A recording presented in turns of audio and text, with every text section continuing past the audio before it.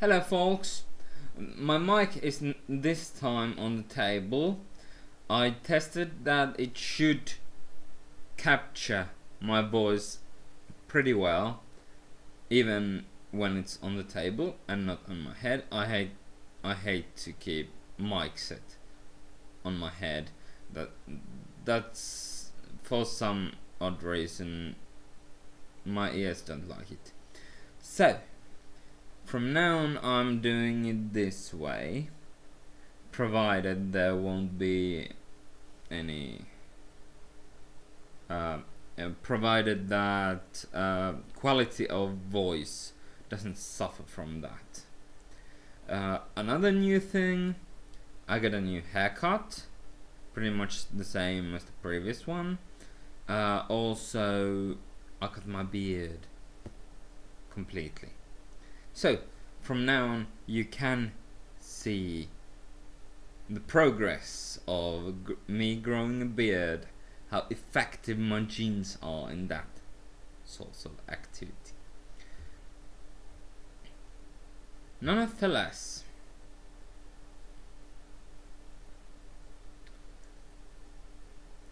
I'm talking about rape and appropriate punishment. So, there was this Finnish lady in Australia, and two 18-year-olds raped her in Australia. In certain ways, the legislation of Australia is old-fashioned, and you might discuss if the punishment was alright. Both of the 18-year-olds, with, I reckon it was their first offense, 15 years of prison. After 9 years they could be rehabilitated. In worst situation, in my opinion, worst kind of situation there was that they get out early. Oh my god, itching. Okay, so where was I again? Yeah, 15 years punishment in prison for rape as a first time offense. That sounds reasonable to me. They're almost half as old as they are now when they get out of the prison, so that should make them think twice before doing that again. And also, I think a severe punishment is a necessity in enforcing the law. There have been lots of arguments in international and national medias whether that punishment was too severe or too light. There are also lots of arguments that is about the right punishment. But there are people who say, no, that's too long. They lose like all their youth if they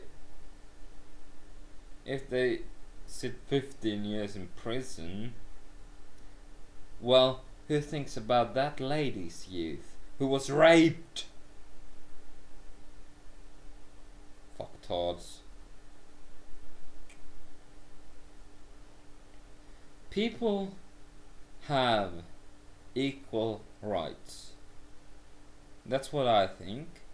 But if you do something horrible, really horrible, such as rape or torture, you deserve nothing less than to lose some of those rights. Freedom, or the right to breathe, if you ask from me.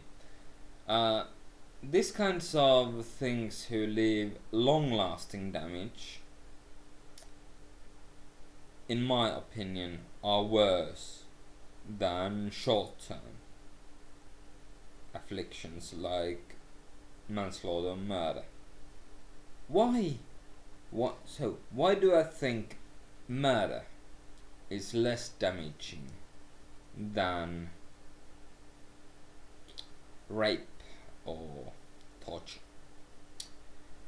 Well, that's simple.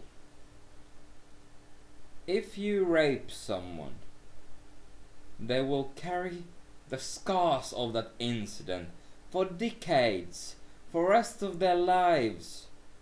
Whereas if you're murdered on the street, you won't feel a bloody thing afterwards. People close to you will feel the pain, but they feel similar kind of pain if you are tortured or raped. Quite possibly, if you are tortured, the pain might be greater than it would be when murdered. Death is a natural end of life, but forcing yourself upon someone or torturing them, I just, in modern world, that's not right.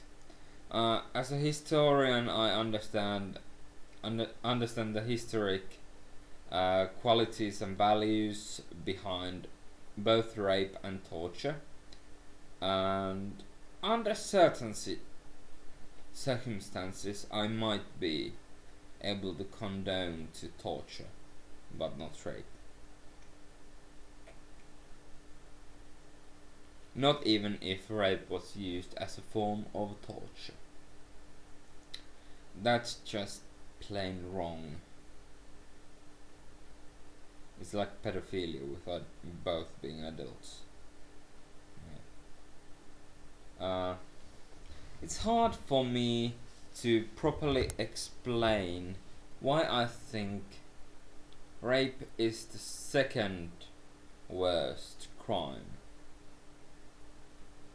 you can commit.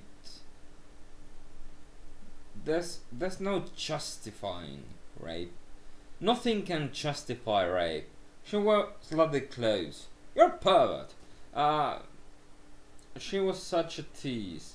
Maybe she was, maybe she wasn't. But everyone has right to decide what to do with their own bodies. You have no right to force yourself upon them. No matter how teased, no matter how pretty, no matter what. If it was up to me, single case of rape or pedophilia, life in prison with no mercy. I don't like death penalty. It's old-fashioned. It had its use in the past. And it's just not as effective as a life sentence. If a nation can afford to keep people sentenced for life, that's cool.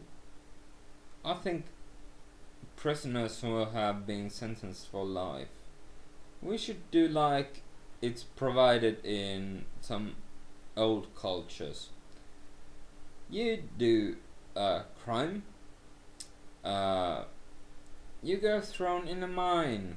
You have the mine certain ore, and if you don't do that work, you don't get food. So you can starve yourself to death by not working. But it doesn't work that way. We don't really do slave work nowadays. but they could do something useful for society while in prison. And if they do their jobs well, they could have some comfort of telly or maybe even computer, right, to study something. Maybe some of them might become writers. Write them their fictional selves in the life where they cannot live anymore outside prison walls. But I'm blabbering again. So I think that 15 years of imprisonment is the very least you should give for someone committing rape. Next time I'm talking about crime, I'm talking about the worst crime there is.